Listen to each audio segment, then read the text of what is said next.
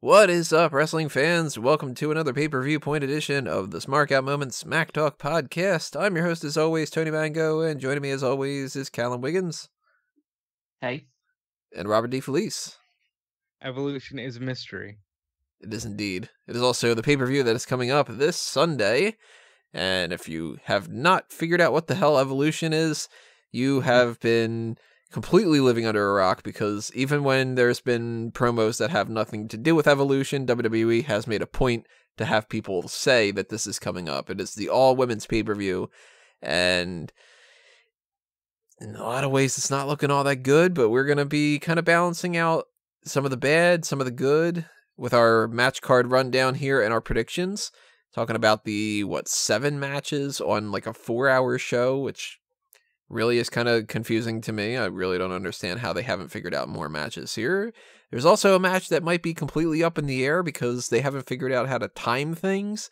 So we're all over the place when it comes to this. So I guess the first thing I need to ask everybody is, this is right now when we're recording this, NXT UK is going on, and they didn't plan out when they would start doing this recording. So, spoiler alert for certain things here. NXT UK has figured out the women's champion. And again, spoiler, woo, woo, woo, there's the alarm. It's Rhea Ripley. She wins like some kind of a tournament. I don't know how many people are involved in it, but she wins. And originally, they had announced that the NXT UK Women's Championship would be defended at Evolution. Well, there is absolutely no fucking way that they can put this match on the card without spoiling who the NXT UK Women's Champion is, because there's no way that they're being able to air this kind of stuff ahead of time. Even if they would have aired it on this episode, it still would have been kind of ridiculous, but push comes to shove. You have two choices here. Either you spoil who the champion is, and then 3 months from now or whatever, they get a chance to actually advertise, who the champion is, then you figure that out. Or you just don't put the NXT UK Women's Championship on the card. What do you guys think they're going to do? And what do you guys wish that they would do? Obviously, of course, I would go back in time and we would make it to where they'd be able to do that and not have this issue. But what do you think, Rob? I think we end up getting Rhea Ripley versus Dakota Kai in like an NXT Women's Showcase, but it ends up being just a regular match. What do you think they're doing, Callum? They wouldn't put the match on if it's not for the championship, because very few people in the mainstream WWE audience will know who Dakota Kai and Rhea Ripley are. So just think, why have these two just been given this unexplored match, previously unannounced match on Evolution? So if they are going to do it, the championship will have to be on the line. And I think they'll probably just bite the bullet and say, okay, it's a little bit messed up, but Rhea Ripley's the UK champion. You'll find out how she became champion later on, or something along those lines. Well, because they do actually post things on WWE.com, and they say, breaking news, spoilers from the NXT UK tapings. They do that. So it's not completely out of the question for them to say something like that and just go, okay, everybody, we're going to showcase a little bit of the NXT UK women's division right now.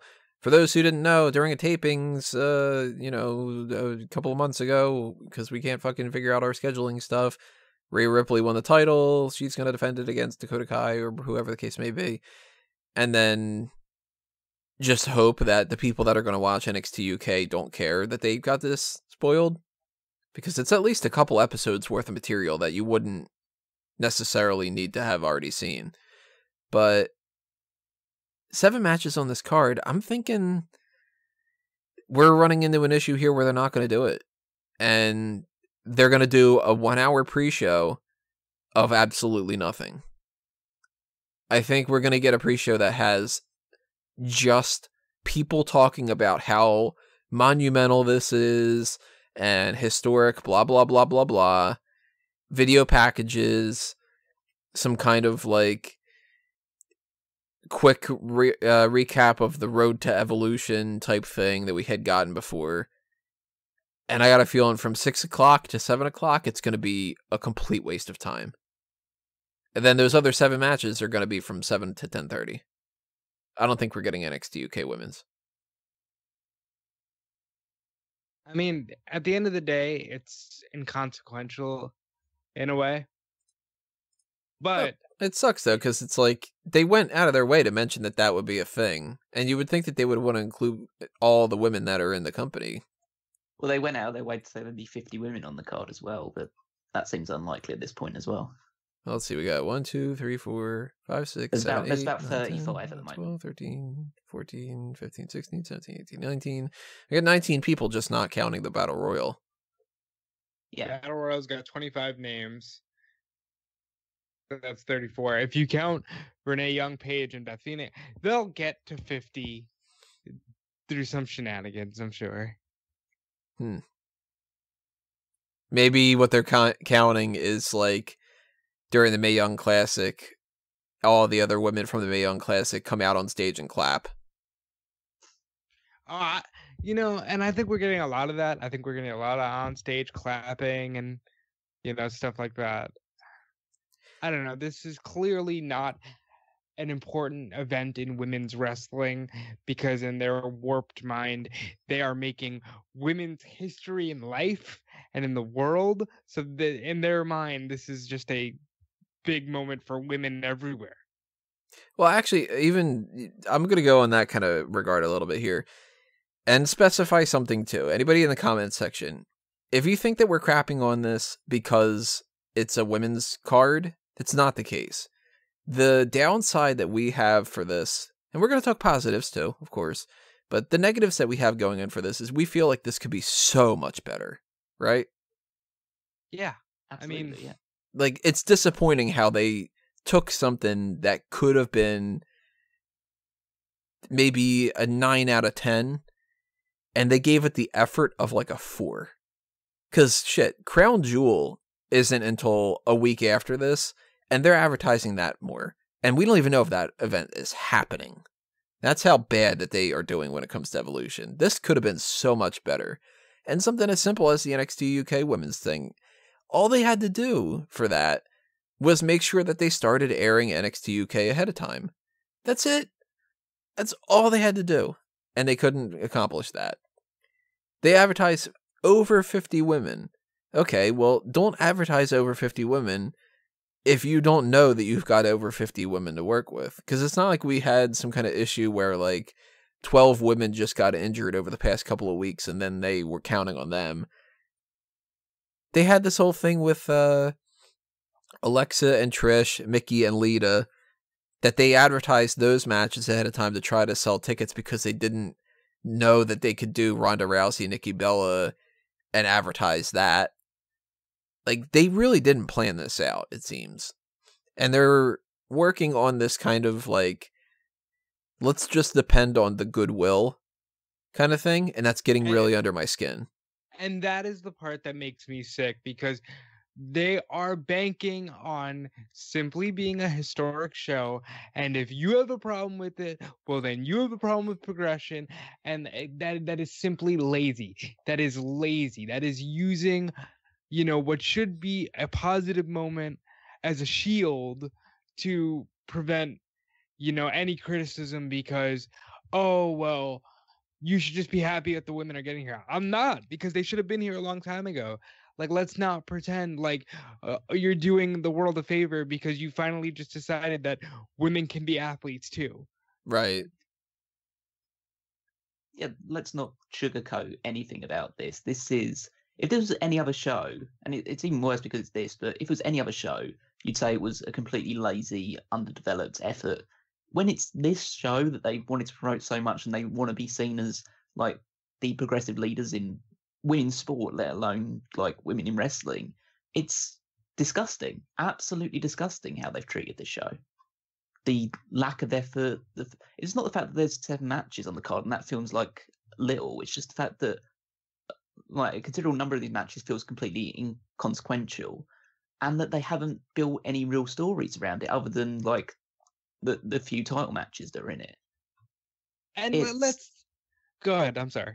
Well, it's a really like hideous way to just really encapsulate the idea that they only put in this show together because the women weren't allowed in Saudi Arabia. You know what? I'm going to say I don't even think that that's the reason they put it together. I think this was happening either way, and I think it would have been just as lazy either way because they really think that they're doing the world a favor here. I made this analogy on another podcast. WWE is acting like they're the last to arrive at the party, but just because they're the most popular, well, the party's just getting started now. No. We've seen women's wrestling shows for so long. There's Shimmer, there's Shine, there's Rise. Just had a show this past weekend with a 75-minute women's Iron Man match. Let's not pretend like this is history. And if you want to say that, well, it's history to the casual fans, well, then why aren't you presenting a better portrait of what your women can do and what you can do with women? How many years ago was it when TNA did the all knockouts? They started it 5 years ago. They've been doing this for 5 years with knockouts, knockdown. And I'll tell you, those were one night only events, and they had about as much effort as WWE has put into this Evolution show. And I mean, there's no match on this card that better surmises how little that they've put into this than the Riott Squad versus Natty, Sasha, and Bayley. This match. Why are you starting here? You just want me to keep getting hot? That's the thing. We might as well get the crap out of the way before we get into the stuff that's actually decent. There's going to be crap all the way through, but you know. Oh yeah, there's at least an element for everyone except for, I would say, except for two of these matches. Two of them I don't have anything to complain about, but this one is hot garbage. I'll backtrack on one comment that I had said before.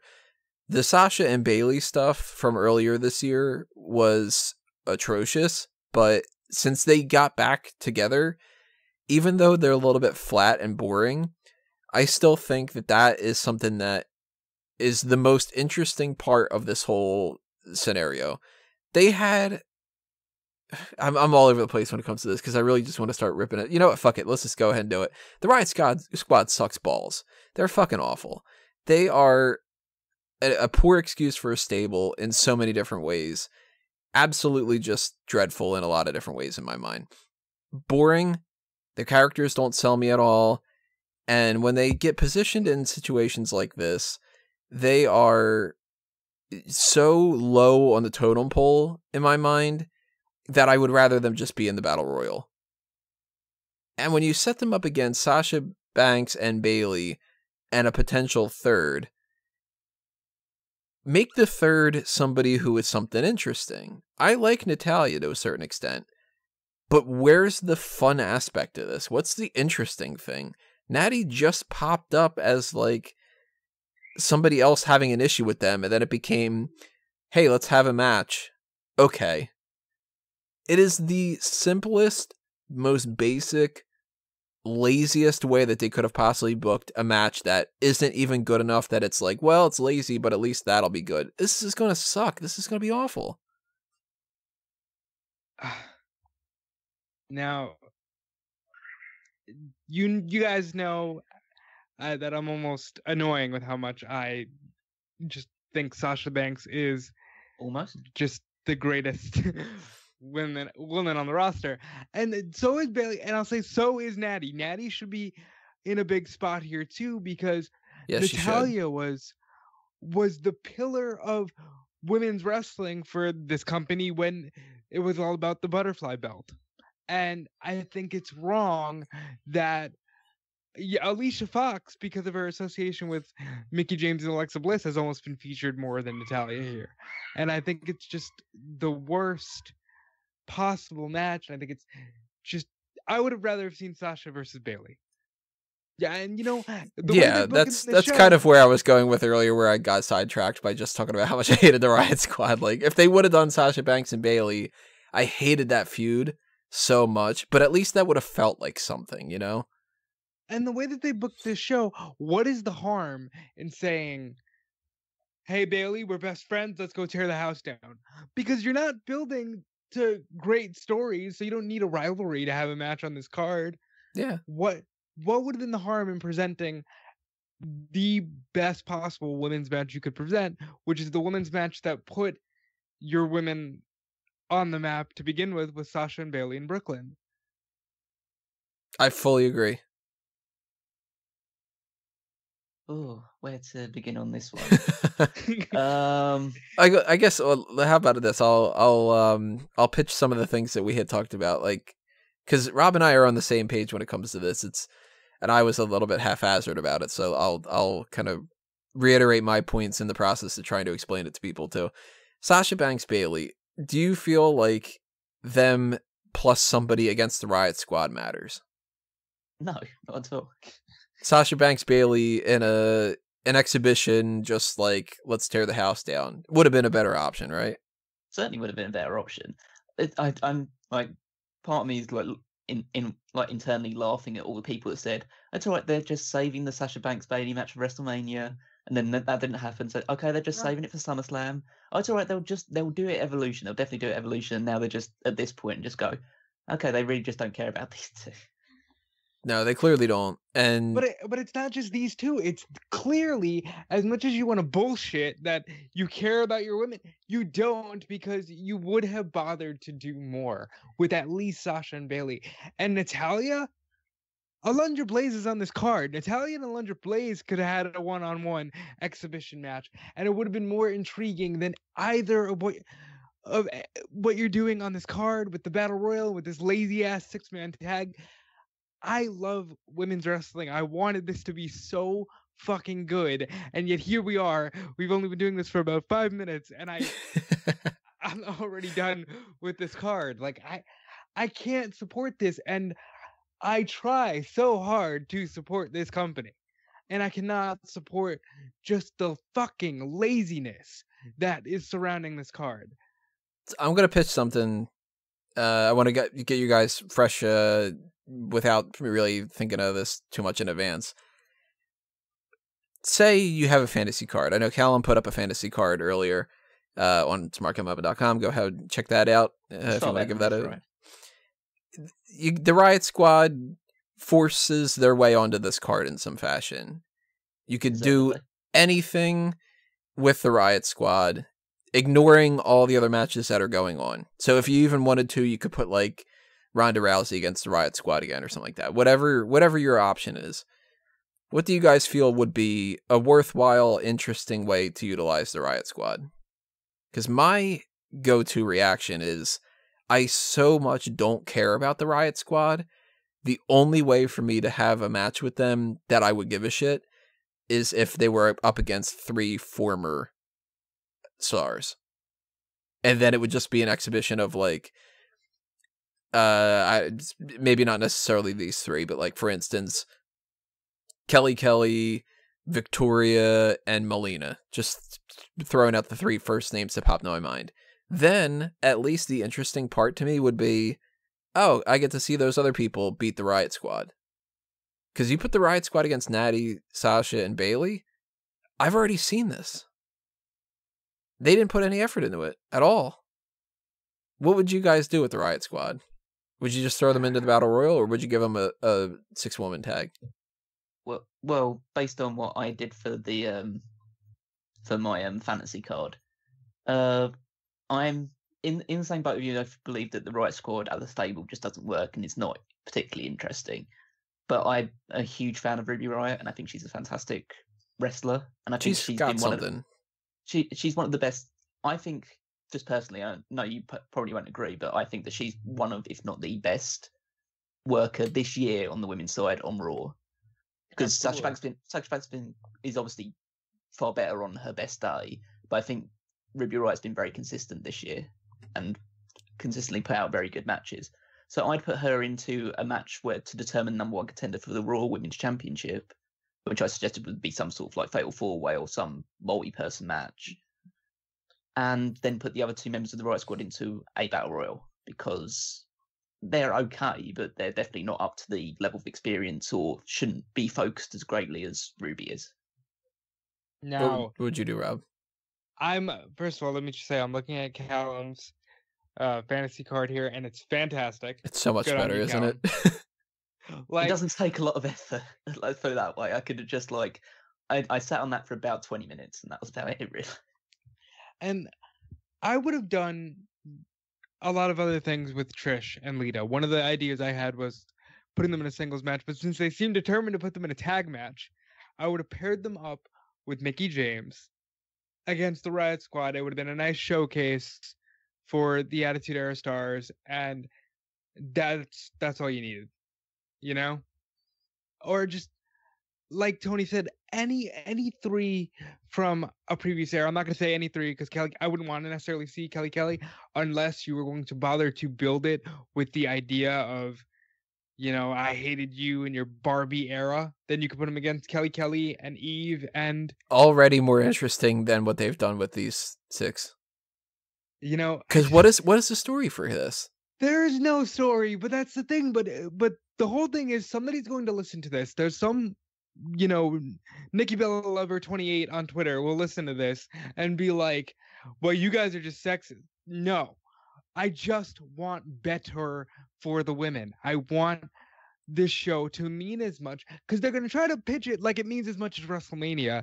Right. And that's bullshit. I want this to be a card where at the end of it, most people agree that it's fantastic, as opposed to most people convince themselves that it's fantastic.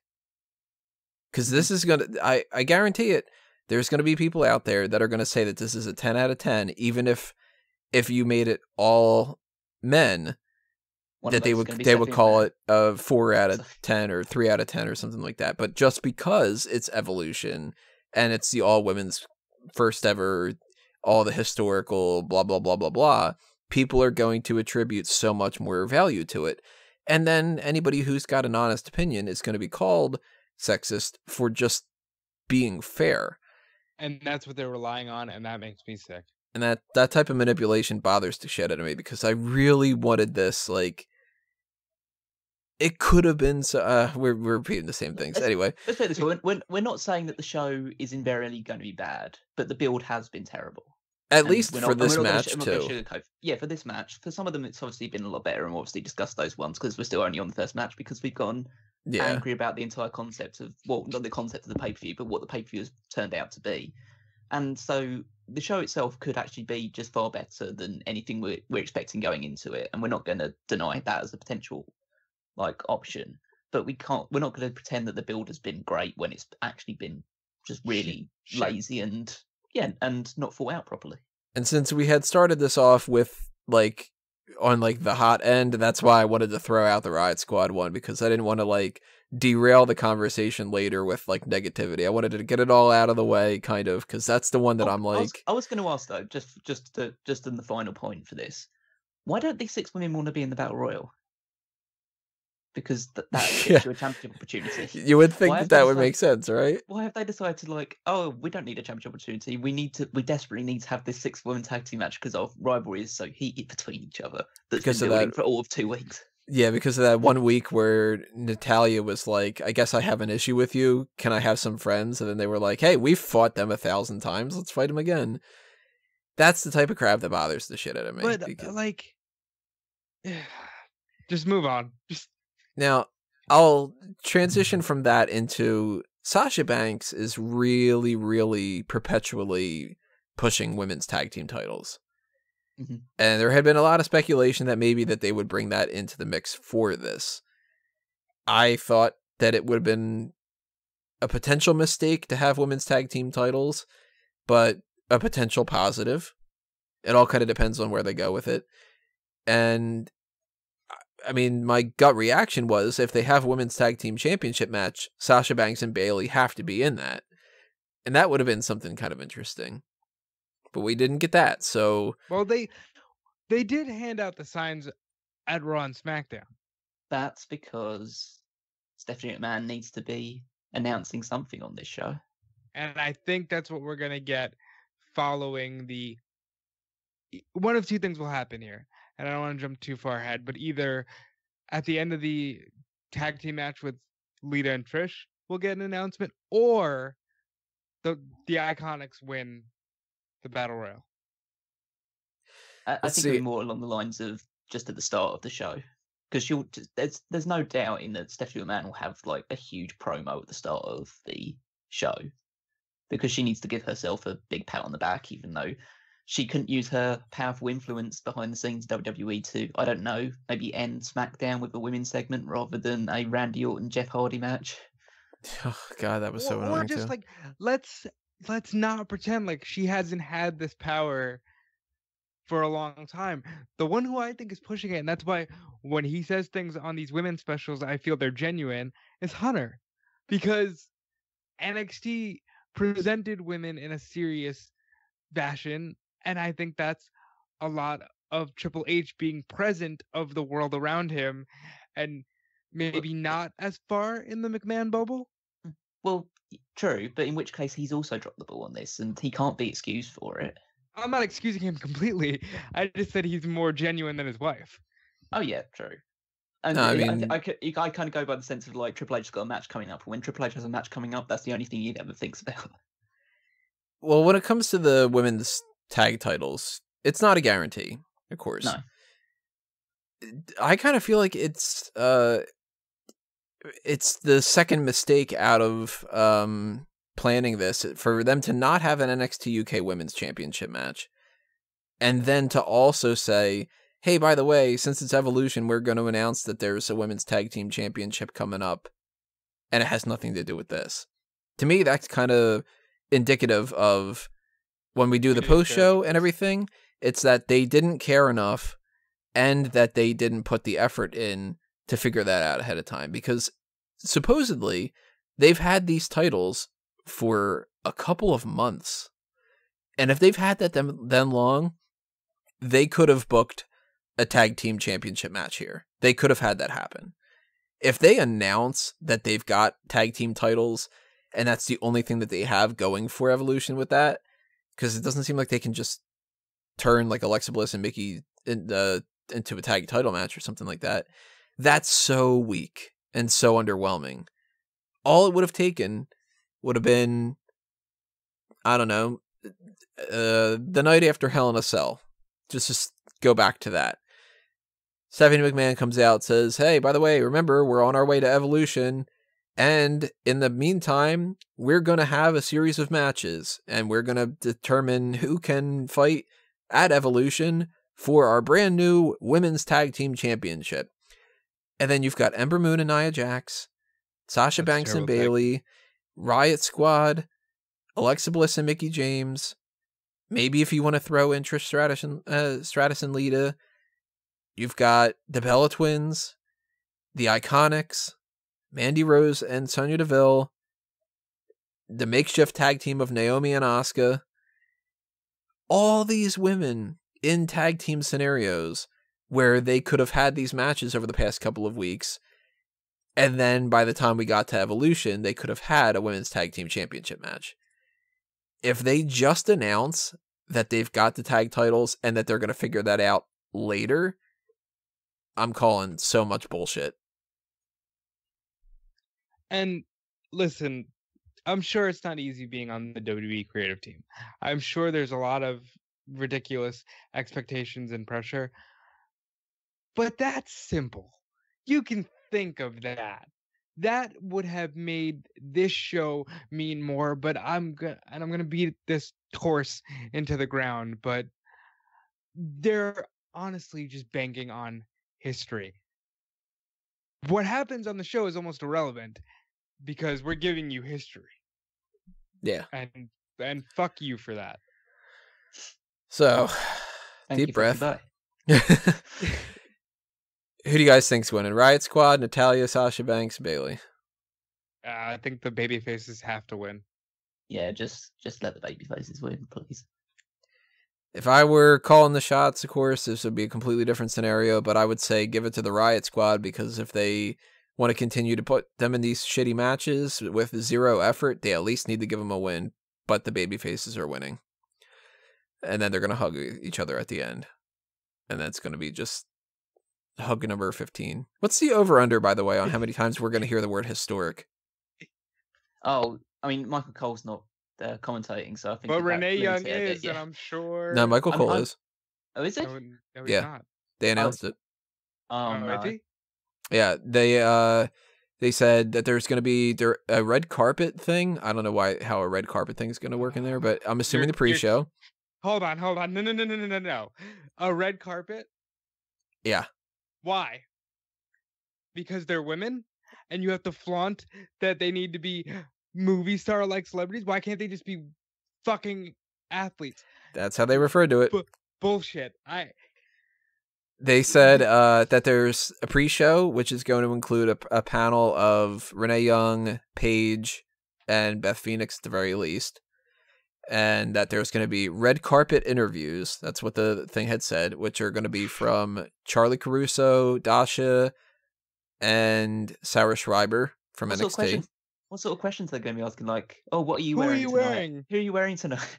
No, you know what they're going to ask? So what are your thoughts on wrestling on this historic pay-per-view? Well, it's just historic, and I love that it's historic. So it's great to be here. You know, we fought so hard for it. It's going to be the most agonizing pre-show we've ever fucking gone through.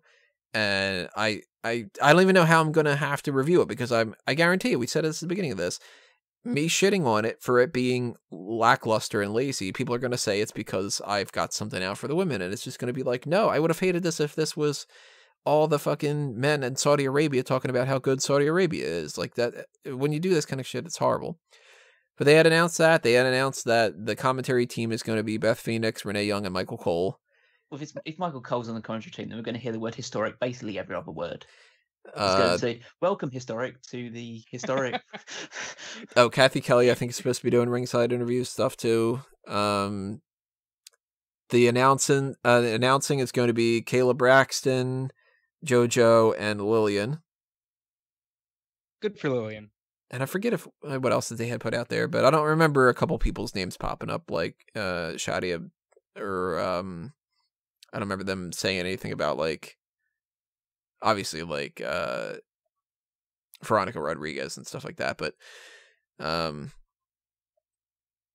we know that the commentary thing's going to be like that, so I might try to do a counter of how many times they use the word historic, just to prove a point, but I'll probably lose track of it. Oh, yeah, I'm going to, but I'll try. Fuck, let's get into something positive, because I'm feeling so negative. We already talked a half an hour about how much this could have been so much better. But positives. NXT Women's Championship match. Kairi Sane is going to be defending the title against Shayna Baszler. They had their previous match at the last takeover. Kairi Sane won the title. Shayna Baszler is entitled to a rematch. We know that they can do good work. The feud makes sense. This is one of the positive things that we got going on here. Yeah, definitely. It's going to be fantastic. I adore Shayna Baszler.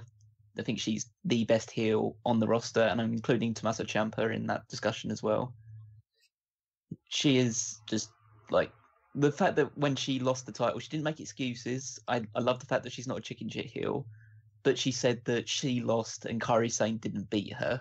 That she made mistakes and that cost her. So she's obviously, she's not chickening out of it or not making excuses for it, but she's saying that she knows that she's better than Kairi Sane. And I absolutely love that aspect of her character. And then the last few weeks, she's just been coming out and killing people. Like whenever she's fighting them, Kairi Sane's been putting on some good matches as well. And I think this will be even better than their last match. And I'm also not sure about who's actually going to win this one. So there's an element of unpredictability that some of the other matches don't have. Yeah, and a little bit of spoilers, but not really spoilers because it's actually almost anti-spoilers. The NXT tapings involved absolutely nothing when it comes to the women's championship. They have not said what the Takeover War Games match is going to be. They didn't do any kind of segments with like Kairi Sane popping out and she's holding the title or not holding the title. Nobody called out anybody. You know, it wasn't like Nikki Cross popped up and said like, I'm coming for the championship, Shayna, like something like that. So how smart is that, by the way? That's actually thinking ahead. Yeah, that's actually somebody behind the scenes going, hey, if we do something like this, it kind of spoils it. It's almost as if NXT's run by completely different people than the main roster. Oh, look at that. Do you think it's bad that the main roster hasn't given any sort of light to this match? But they really haven't. They've only like mentioned it in passing as part of the card. They haven't actually like. They could have put it like Raw's 3 hours long. It's 3 hours long.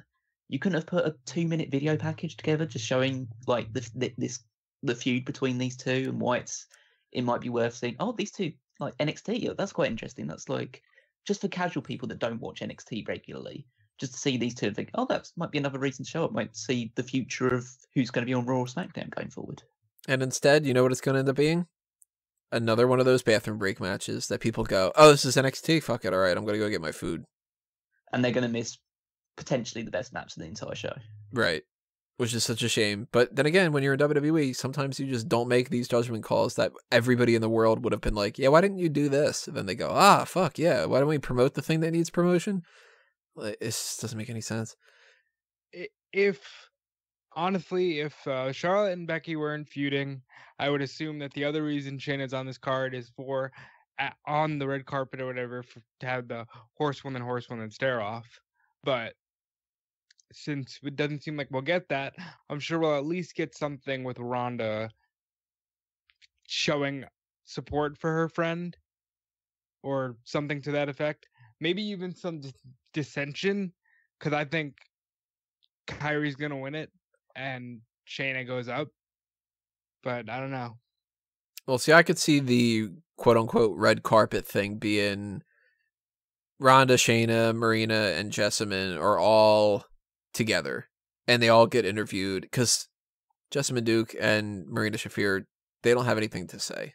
Like, they're still in the Performance Center, just not even necessarily fully working the NXT Live events. So you can't really interview them separately and be like, hey, Jessamine Duke, like, what have you been up to? And she goes like, trying to learn the basics. Like, you know, they can't really do anything like that.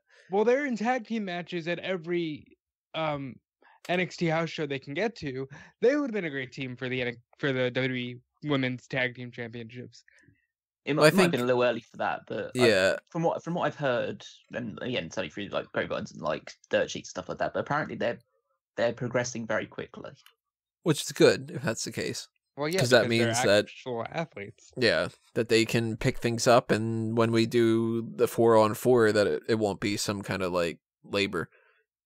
But I can see that the interview segments being like, all right, we've got Shayna, we got Ronda, we got the other two, and let's talk about everything. And real quick, like, Shayna, what do you think about your NXT Women's Championship match? Okay, Ronda, let's talk about you, and kind of focus obviously on Ronda. But I don't know if they're going to do too much more than that, other than maybe like one little thing. Like, I can't imagine Shayna being ringside for the Raw Women's Championship match. It'd be kind of interesting. I can imagine Ronda maybe being ringside for the NXT Women's title match. Maybe.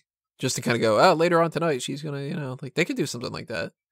And that really kind of calls into question who is going to win here, because there is a very good chance Shayna Baszler wins this title back. But there's just as good a chance, if maybe even a little bit more, that Kairi Sane retains the title through some kind of means, and then Shayna Baszler moves up to the main roster. And there are so many different avenues you could go here. If Shayna does go up to the main roster, does she go up to SmackDown? Does she go up to Raw? When? If she stays in NXT and she wins that title back, then who does she feud with next? Maybe she doesn't win the title back, but she stays in NXT for a little while longer anyway. Like, all over the place here. And then, since they didn't tape anything ahead of time for NXT TakeOver War Games, they're going to have to do something to establish a number one contender. They already did. It's the Mae Young Classic, is it not? Not necessarily. And even if they do that, that's between two baby faces. So Kairi Sane could fight a babyface. Shayna Baszler could fight a babyface. There's a lot of up in the air stuff about this, and this makes this one of the most interesting things. And it's really disheartening to know that so little people are going to care about it because of how little promotion that they've given it ahead of time. But we care. We care, damn it. We know better. We do care. And you know, would not a Kairi Sane Io Shirai match at NXT TakeOver War Games be fantastic? Undoubtedly. Yeah. I want a Kairi Sane Toni Storm match would be fantastic as well. So either way, I think we're good here. You know. in terms of my prediction for this, my official prediction is Kairi Sane wins, but my preferred route would be Shayna Baszler wins due to interference by like the two other women the two other horsewomen. I'd say they form like their own stable essentially. So Shayna's obviously the most experienced, and she has her teammates to support, and then she can run like roughshod over NXT up until like the next Brooklyn show,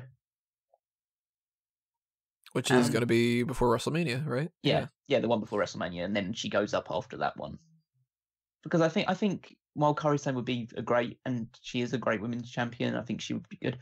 It's first of all, it would mean that Shayna Baszler is the only 2-time NXT Women's Champion, which you know what that adds is? the whole historic thing. History, baby. Yeah. So it adds to the whole historic thing, and I think she'd be better suited. And also just due to the fact that I don't want her to go to the main roster because the main roster hurts people, and I don't want it to hurt her because she's great as she is. Plus, this also depends on where they want to go with the whole 4 horsewomen thing, because Becky Lynch being a heel throws that for a loop. Do they do this at WrestleMania? Do they wait? Do they just do Charlotte versus Ronda and they ignore the other horsewomen? That's kind of, underwhelming.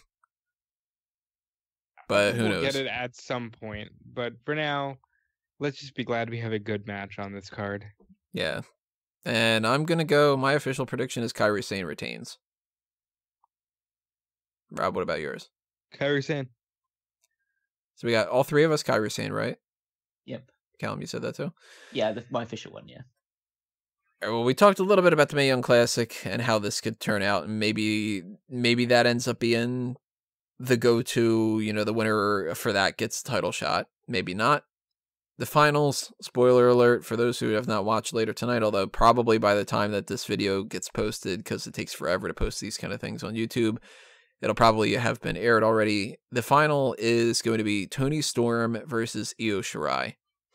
And may or may not have been the plan. According to a lot of different reports, Tegan Nox was supposed to be potentially the winner of this tournament, which would have meant that she would have been in the final. And if she would have been in there, she would have been in Io Shirai's place, if I'm remembering correctly, as far as the brackets go, right? Because Io Shirai and Rhea Ripley, yeah, okay, so it would have potentially been Toni Storm versus Tegan Nox, or maybe like Miku Satomura against Tegan Nox or something like that. But I guess question number 1 to you guys, do you think Tegan Nox was supposed to win, or do you think that that's kind of just unfounded speculation? I do think she was at least supposed to get to the finals because of how hard they pushed her in the preview of all of this. When she came out, Michael Cole was like, that's my pick to win, and she deserves this because she missed it last year, and she's going to go so far. So they were pushing her heavy, so I think she was probably going to end up there. I definitely think she would have made the semi-final, potentially not the final, depending on the fact that she would have been going up against Io Shirai. And I just think that she would have, just because of who Io Shirai is and her reputation, I think they probably would have put her over Tegan Nox. I feel like terribly sorry for her though. It's awful. Yeah, I mean, that is like a serious level, unfortunate. I mean, she posted about her injuries after the match. Like, her leg was basically destroyed. Yep. I've never seen like so many injuries to one body part before. That's the sort of injury that you get when you like are in a car accident or something along those lines. And she got it by a suicide dive and standing up afterwards, and also continuing the match. And I was similar to what Brian Everett said off the thing where I saw on like his like his podcast afterwards, talk about why isn't the referee just kicking her out of the match? I know a lot of people saying like, oh, she was so brave to try and continue and fight on, but no, that how much more damage was caused by her being in the ring even for like a few more minutes. Mm-hmm. Doing a couple more spots that she didn't need to do. And after I mean, I know this was recorded a lot before that, but coupled with the Brie Bella Liv Morgan situation, these referees need to actually just start getting people out of the ring when they're hurt. Yeah. It's just like a general thing. But overall, in terms of also, people need to stop doing these fucking suicide dives. They're not getting these pops that are worth it. Yeah. How many people have been getting injured now. from these things? And it's like, yeah, everybody does it. It's no longer a super special thing, yet it's still very dangerous. And I'm sure she probably would have had some kind of a knee injury with any other type of move, you know? Like, she probably was just, her knee was weak enough that it could have been... It just went at that point. It could have gone at any point in that match, probably. But it's still, like, it might not have been as bad if she would have had some... Maybe she would have, like, just landed a little bit wrong, twisted her ankle, and then it could have been like, hey, let's stop the match, and then let's get you checked out. Oh, by the way, your knee's also in bad shape, and we need to check that out. Instead of like, yeah, your knee exploded and whatever, like... So, I feel really, really bad for Tegan Nox. Because she was kicking some ass, too. Like, well, could we just talk about the fact, like to all the people that think we're sexist out there, the Mae Young Classic has been fantastic. Oh, it has been. It's been a great tournament. That's the thing I actually have been enjoying the most out of every week. Like, Monday Night Raw, I don't watch main event, but SmackDown, 205 Live, Mixed Match Challenge, Mae Young Classic, NXT UK, out of all that stuff, Mae Young Classic is the thing I look forward to the most. And it's not to say that every match has been great. I mean, some of the first round matches were a bit like, dodgy to say the least, but at least that was entertaining. But like, some of the women in this tournament have been like really spectacular, and like a few surprises as well. Like Zia Lee was, she's going to be a real big surprising. star. Lacey Lane is great. Love her. Casey Catanzaro is going to be a big star. She's going to be huge. Well, she's still going to be small, tiny, but pretty small. Well, okay, guys. So let me ask a question. Why is it that I'm watching the Tegan Nox injury? Why did they have Ripley do that move of all moves, where you throw her up in the air and have her land? I don't understand. I just think that they didn't think about it. Yeah, I think they just tried to carry on with the match they had like laid out. But and I know it's like, well, it's just a case of like, as soon as her leg was feeling that way, they should just put the X up and called it. But you know, it's just the way things go at the moment. But in terms of this finals with Toni Storm and Io Shirai, I'm probably gonna, well, I might be bashful a little bit with this. I've not been that impressed by Io Shirai. I haven't either, actually. And that's not to say she's been bad or anything, by the way, too. No, she's very crisp performer, but the moonsault thing is starting to be a bit of an issue in the fact that, well, obviously haven't seen the semi-final match yet, but in the previous 3 rounds, she's missed the moonsault all of those times, or she's only made minimal contact. And part of me feels that because she's done it so many times, it might be just down to the fact that she's working in a bigger ring than she's used to. Because obviously WWE has a much bigger ring than usually most other promotions have, so maybe she's just not getting her trajectory right just yet. But there's definitely other women in the tournament that I've seen so far that I've been more impressed by, that I probably would actually prefer to see in that spot, even though Shirai on her day is arguably the best women's wrestler in the world. Yeah, for somebody who has had a lot of praise ahead of time, I haven't been as impressed as I thought that I was going to be. But that's also just like, I mean, Daniel Bryan came in and everybody went gaga over him, and I was like, all right, well, I've seen one of his matches already, and I don't see what the big deal is. And it took a while for me to warm up to Daniel Bryan, and for him to change his style up a little bit. And, you know, Io Shirai, I'm sure she'll end up being great.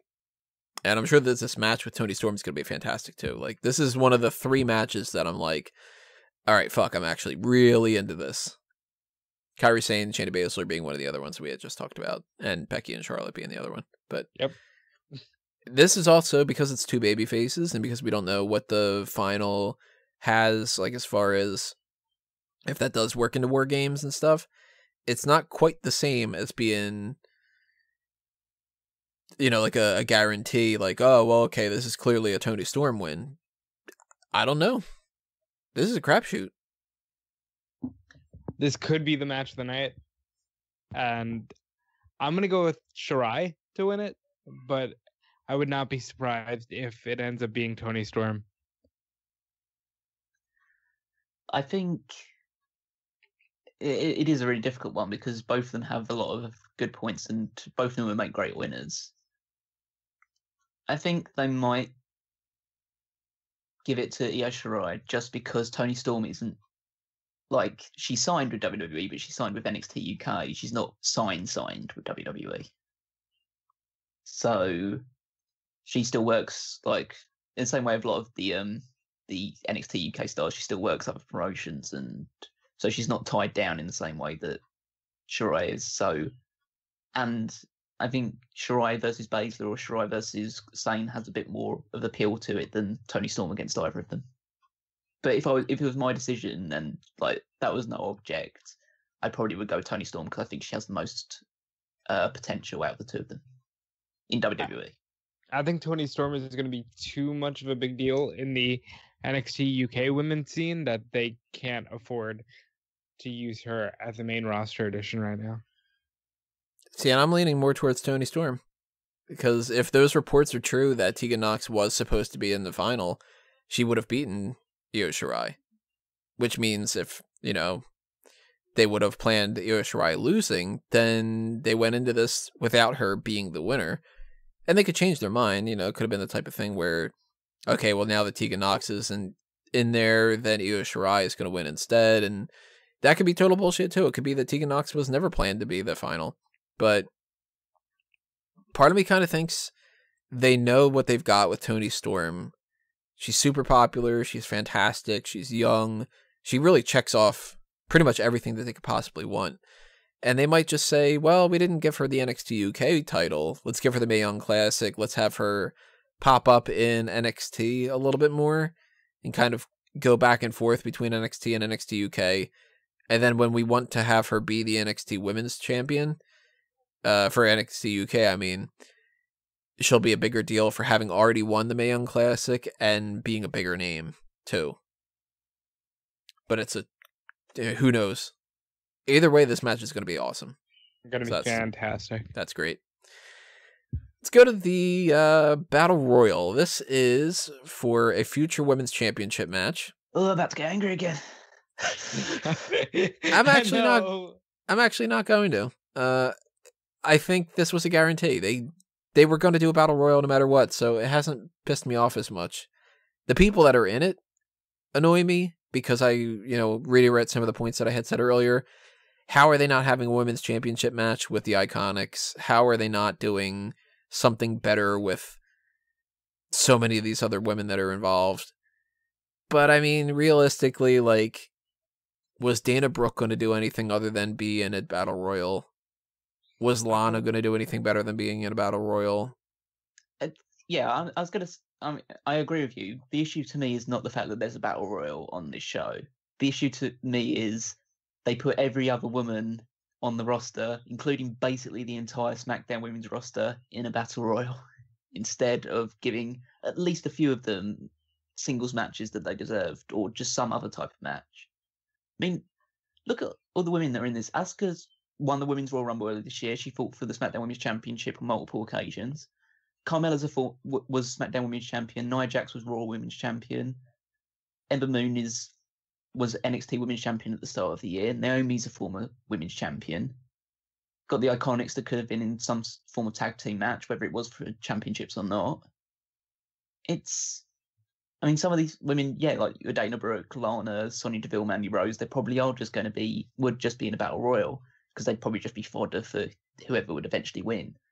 But, I mean, come on. Seriously? That's a lack of effort again. Yeah, again, it's the lack of effort. It's not, again, it's just along the lines of, I don't have the issue with the fact that there's a Battle Royal on this show because I believed that at the beginning that there would be a Women's Battle Royal on this show. But it's just who's involved and the fact that it's essentially, okay, so we didn't have enough time to plan anything for you guys, so you just go there. All just go there. To suggest that we would be mad because there's a women's Battle Royal is as lazy as half of the booking on this card.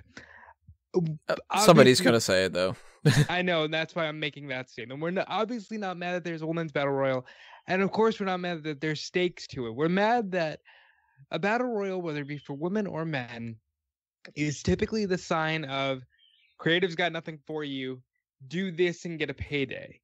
And that's okay for Tamina and Dana and all the returning legends like Molly and the awesome return of Alundra Blaze that we'll get into.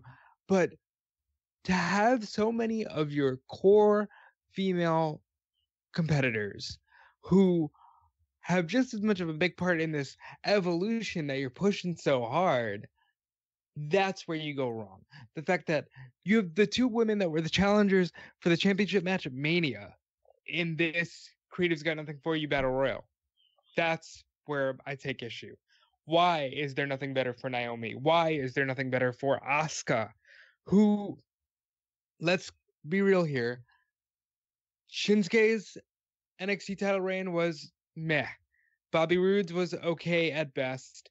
Asuka carried NXT for that year, and yet we have nothing better for her on the main roster in an all-women's card than just be in a battle royal. That is a shame, and that is lazy, and they should be ashamed of themselves. Let's do a quick rundown here. Just give me a yay or nay. If you think that this particular person, I'll go in alphabetical order, if you think that they've got a shot at winning this. Alicia Fox. No. Nay. Nay for me too. Oh, Alundra Blaze. Lillian Garcia would be the one to say nay all the time. But Jesus. I'm going to say nay for Alundra. She's my sentimental favorite. Yay. no. Asuka, I'm saying yay. Definitely a chance, yeah. Yeah. Billie Kay, nay. No. Unless they do that thing I was mentioning earlier where the Iconics win it, and They'd that's have how you Peyton Royce announce- win if that was the case. If that's how they're going to announce the women's tag titles, but other than that, nay. Carmella, nay. No. Nay. Dana Brooke, nay. All right, we Nice, skip her. Ember Moon, I think that there's a chance, but I don't think so. She's got a shot. Of all the women on the current roster, I think she might win it. Ivory is interesting. I'm going to Why? say nay, but they could potentially want to give her just one quick little thing there and tie this into Glow somehow. I'm going to say nay, but I mean, I think that Ivory's got a better shot than quite Dana a bit Brooke? of people. Oh, it's definitely a better shot than Dana. I don't think she'll win though. Well, No, if we're going to tie it into Glow, can I ask the question of where's Karma? You know, let me just put that out there. I think that maybe they invite the cast of Glow for the red carpet thing. They could have done that, yeah. Or they'd be in the front row of the audience somewhere. Yeah, just kind of, hey, look at that. We also have the cast of Glow here, and it's like 4 of the members instead. Well, if that's the case, then I would actually maybe expect a Karma appearance.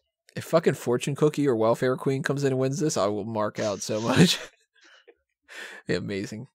And the winner, and for a future title shot, is Junk Chain. Be like, yes, all right. Yes. Kelly. I fucking nah. hope not. What is she doing in this thing? It's like, oh, we're celebrating the evolution of women. This is our interpretation of the Stone Age. Kelly. No, Kelly's not winning. Lana's not winning either, right? No. But she's the best. She's number one. Let's screw this whole alphabetical order. Mandy Rose and Sonya Deville? Nah. Nah, they won't. Neither of them will win. Nah. Maria Kanellis? Nope. Nah, she's in a manager role. Better shot than others.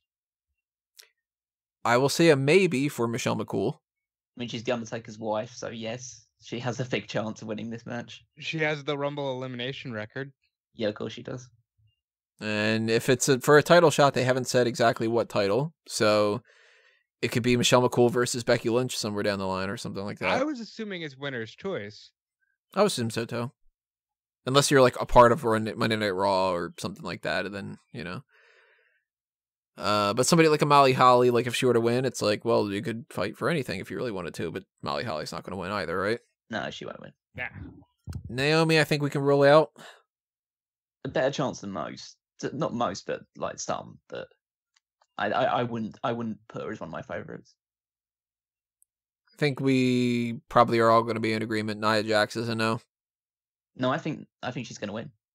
Really? She's my pick to win it, because they never had a conclusion to the Nia Jax Ronda Rousey match. Huh. And I think it's either an opportunity to turn Nia Jax fully heel and go against Ronda Rousey, or they just revisit that match as two babyfaces. She's the biggest woman in the match. She has to be towards the end at the very least, I think. That's why I think we're going to get like 4, 5, 6, 7 people teaming up on her. There's potential for that. So she'll either get eliminated really early on, or she'll be towards the end and might be in a good position to win it. But I'm personally backing Nia Jax to win it. Well, we could do the Mabel spot of a bunch of people team up and eliminate her.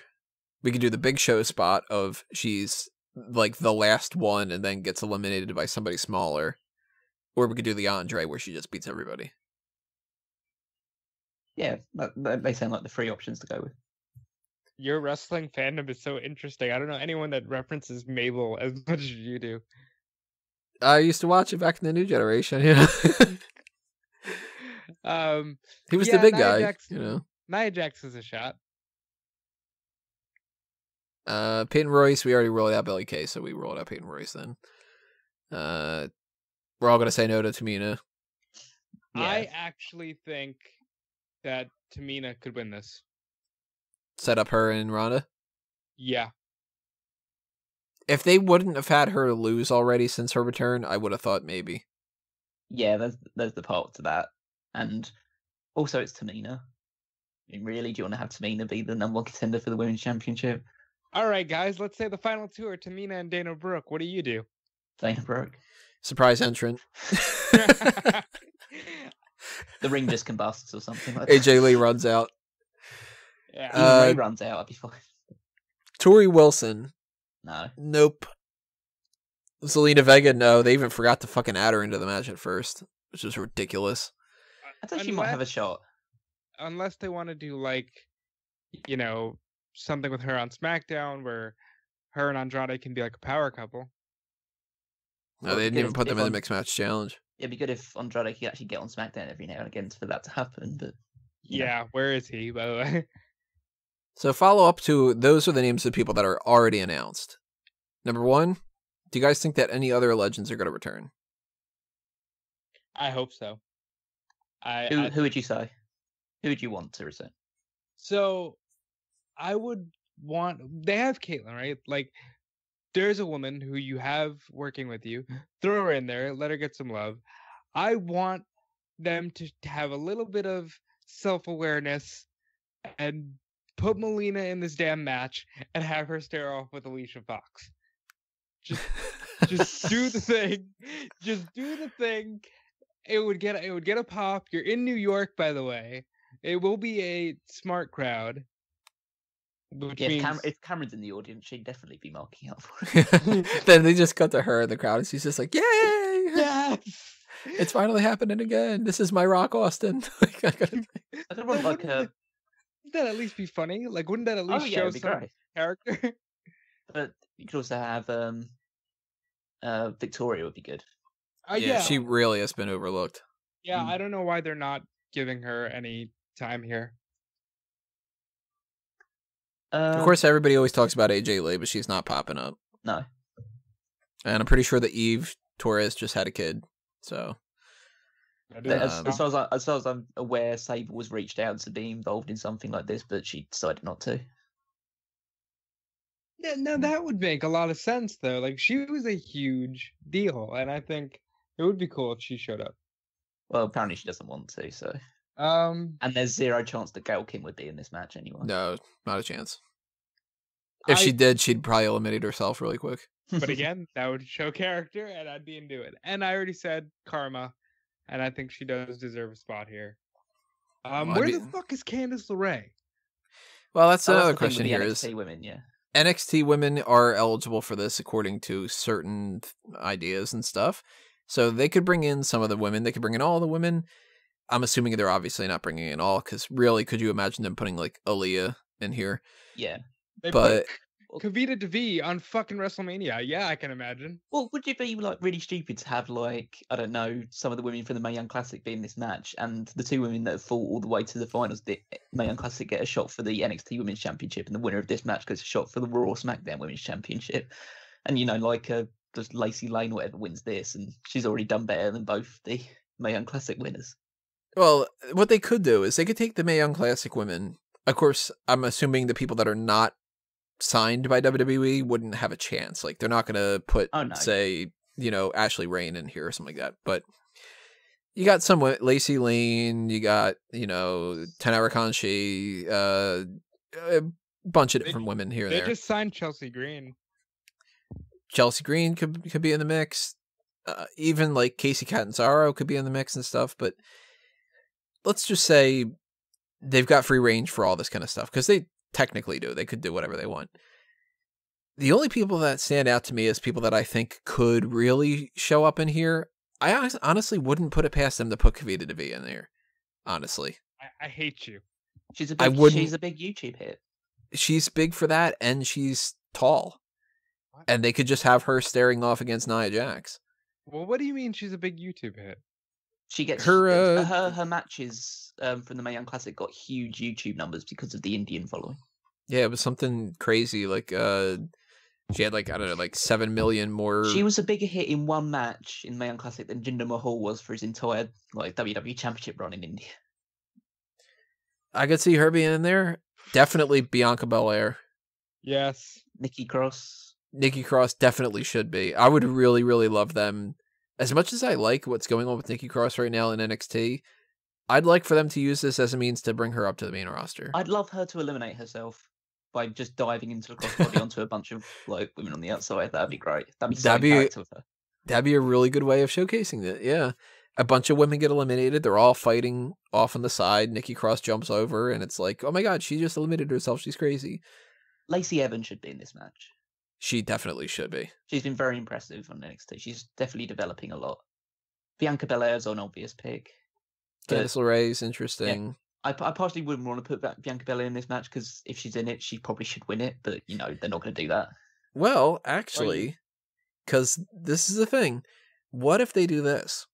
What if they take the Mae Young Classic and Toni Storm wins?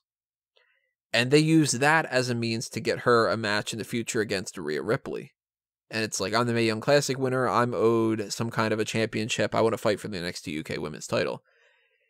And you take the Battle Royal here. This isn't going to happen, mind you, of course. Because this is like them thinking ahead.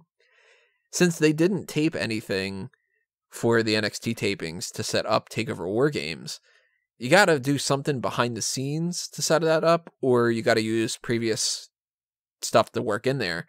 They could do something as simple as Kairi Sane retains the title and Bianca Belair wins this Battle Royal, and it gets a little bit of a spotlight on NXT, and people are like, wow, okay, who's this Bianca Belair woman? We haven't seen her because we don't watch NXT. And she gets the future title shot, and she fights Kairi Sane at War Games.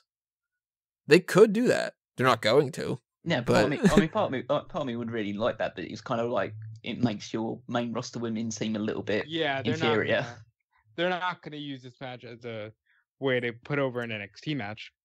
No, they can't even spend 2 minutes to put a video package on there. They're not doing it. But it's just, this goes to show you, from what we were talking about earlier, a little bit of thought and a little bit of planning ahead. You could have had an NXT UK Women's Championship, a Tag Team Championship, a better card for certain people like Sasha Banks and Bayley, and you could have set up a situation like this.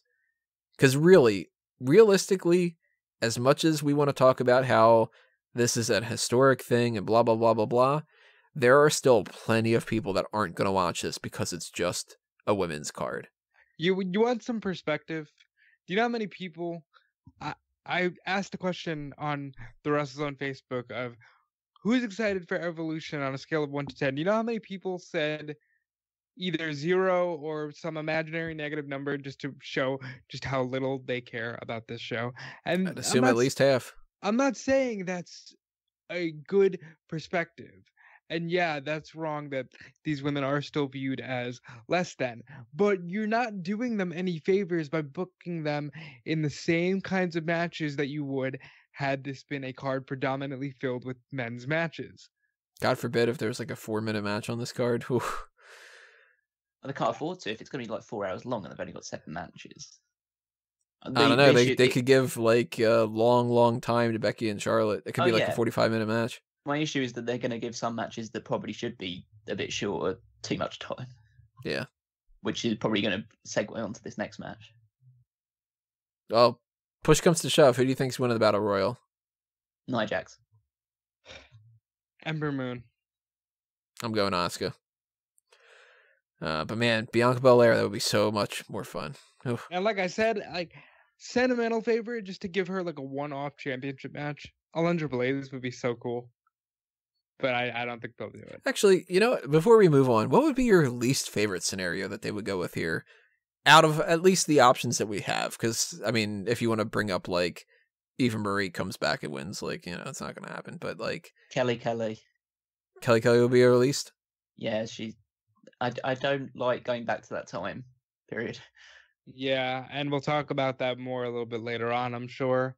If not Kelly, and I hate that we crap on her and it's almost a joke, but I don't want Dana Brooke presented as a threat.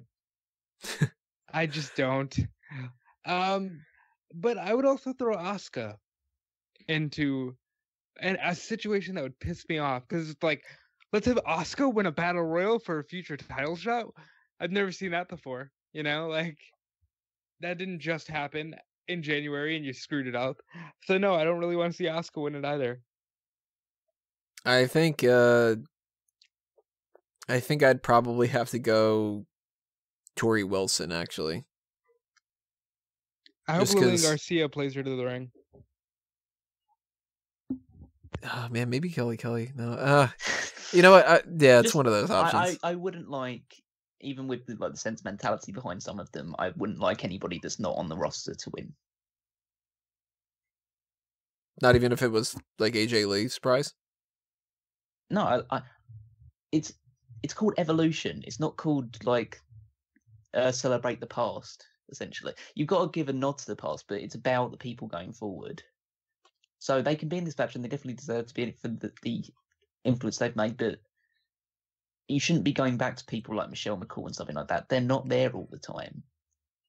And that's not an evolution, as Callum already said.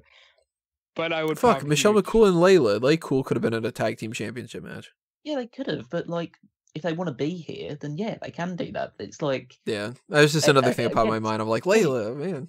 Yeah, but it's like the I don't want to like equate it to the Brock Lesnar thing because it's not that sort of thing. But yeah, you kind of want them to be there a lot of the time. Like if they want to come back and be like full time on the roster again, then sure. Or even if it's just for a few months and then they go or something like that.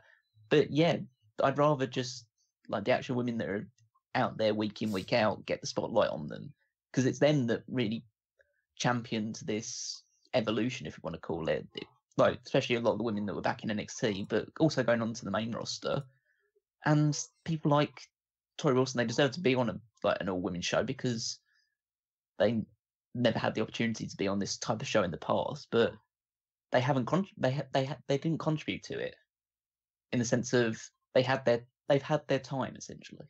That's why I think the championship implications are fine if you're going to have the current roster on there. I don't want the current roster in a match like this because of what Callum was just saying.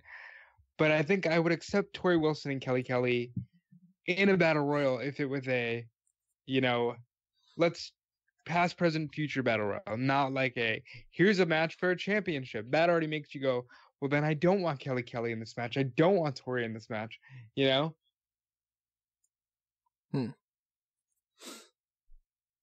This is a tough call. I don't know. Let's move on. Alexa Bliss, Mickie James versus Trish Stratus and Lita. There is a chance that Alexa Bliss doesn't even wrestle on here because supposedly she either has a broken nose and or a concussion.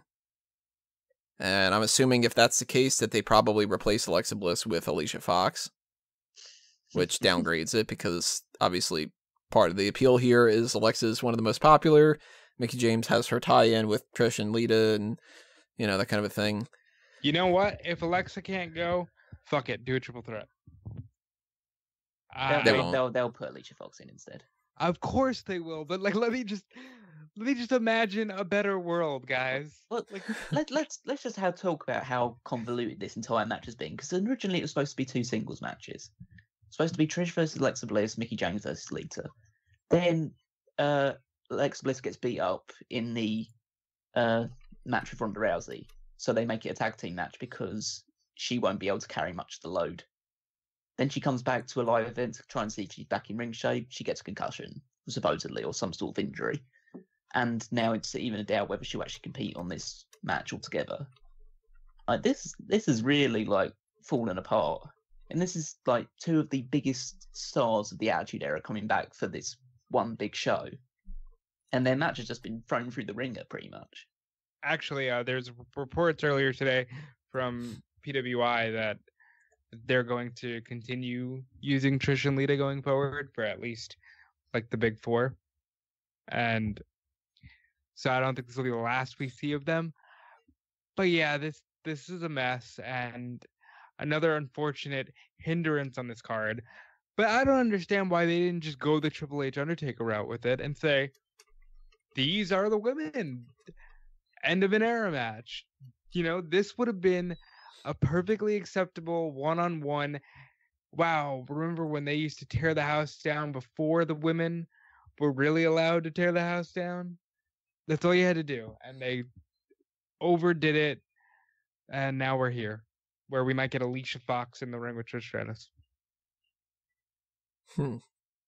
I wish I had more positive things to say about this, because I want to, but with Alexa Bliss potentially being out, that really hinders this. But even more so, like, all right, here's the positive thing I'll say about this. I would have booked this match. Like, this would have been, when they announced Alexa Bliss versus Trish, I immediately said, why the hell are we not getting Alexa and Mickie against Trish and Lita? And then when they announced Mickie and Lita, I was like, oh my God, why are they not making this a tag team match? Thankfully, they did. So they did the right call as far as I'm concerned with this. But I honestly kind of feel like this match, more than any other match, other than the 2 title matches that we haven't gotten to yet, to a certain extent, I got a feeling that this match is going to be one of the ones that people attribute more value to, even if it doesn't need it. Like, there's a chance that Trish and Lita are not good here. And there's a chance that if Alexa is injured, that she takes it easy, and this could be the worst match of the night, theoretically. I think it easily could be the worst match of the night. And I thought that before all the injury stuff's coming. Lita, even in her day, wasn't that good. She was good at like throwing her body around and like the high flying side of things and things like that. Suicide dive of all time. Yeah, exactly. Like she does that stuff, but like actually wrestling between the ropes, she's just clunky and uncoordinated. Trish was by the end of her career like really polished, really good in the ring. Mickie James is obviously great, and she always has been. Alexa's very hit and miss. And especially if she's injured, she's more likely to be missed on this occasion. I just Alexa miss. She may miss the card, but I'm not excited for this match. Just like on my fantasy book one, I went with Trish and Lita against Bayley and Sasha Banks. That would have been better. Because it's more of a spotlight on those 2, and they would be more, if Trish and Lita for some reason weren't up to ring shape, then they would be better placed to carry the match. Mickie James can obviously carry her end of the bargain. I'm not sure Bliss is as good when she's having to manage people that maybe not as like in ring shape as she is at that point in time. But yeah, I think it'll just be a few like nostalgia spots. I don't really want this match to go any longer than 10 minutes, if I'm honest. Well, I do like the idea that Callum presented better, because you could have had the easy out of the, they're best friends and they're also good opponents. With this match, it's like, hey, this is the Attitude Era versus the New Era, but actually Mickie was in their era. So what they're trying to set up is already a mess. I would have preferred the 2 singles matches that were announced, with this match being on the Go Home Raw as like a special treat, because I think it adds more to the card if you have Trish in a singles match for the first time in years, and you have the Lita Mickie James special attraction. This match as it is now, especially if Alexa's injured, I just don't care. Sorry. And I love Trish and Lita, but you're not going to get me to care about Trish and Lita versus Mickie and Alicia. In fact, let me ask you this question. If you could pick anybody, who would you have tag with Mickie? If it's not Alexa? If it's not Alexa, and you can this is your one call to bring in somebody from the past. It has to be somebody from the past? And it doesn't have to be, just anybody you can think of. If it can't be Alexa, then I'm trying to think of someone that would fit well with Mickie James. That's tough. Part of me wants to just you call someone up from NXT to essentially just join Alexa and Mickie James and Alicia Fox's stable. Lacey Evans or something. Like either Lacey Evans or Bianca Belair or something along those lines. I know Bianca probably wouldn't really be as good a fit, but she's a better worker. If you go for the past, then maybe someone like oh god, it would have to be a heel. Someone who's predominantly a heel in the past. Yeah, I don't see if you're going to put Mickie James in the match on one side of things, I can't really think of anyone that would be a right fit for this. I would make it any better than it currently is. I would have used the spot to call in Victoria. If Alexa cannot go, at least call in somebody from their era that makes sense. Victoria and Melina probably, something like that. You know what I mean? I don't care to see Alicia Fox presented as a threat to these two. Jackie Gata. Okay, Linda Tony, Miles. I quit Smark Out Moment, guys. I quit. Yeah, we're not bringing Shaniqua into this. Yeah, obviously the baby faces will win here because they are a good portion of the attraction of the entire show. Mm-hmm. So I think it's just a showcase for Trish and Lita. Whether or not Alexa Bliss is there will make it more interesting, but I don't know. It's same result either way. Maybe they're hoping that they can do Sasha Banks and Bayley against Trish and Lita at WrestleMania for the tag titles. Maybe that's their plan. Maybe. Because on paper, this looks better than what I think it's going to be. Even if it is Alexa Bliss and Mickie James, I don't think this is going to work out all that well. But I agree. Trish and Lita win. Yeah, I think Trish and Lita as well. Mickie James takes the fall.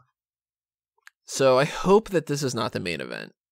Ronda Rousey defending the Raw Women's Championship against Nikki Bella. Now, come on. You know it's gonna fucking be the main event. Yeah, it will be. I don't know. I'm hoping that it doesn't. I'm holding out at least a little bit of hope.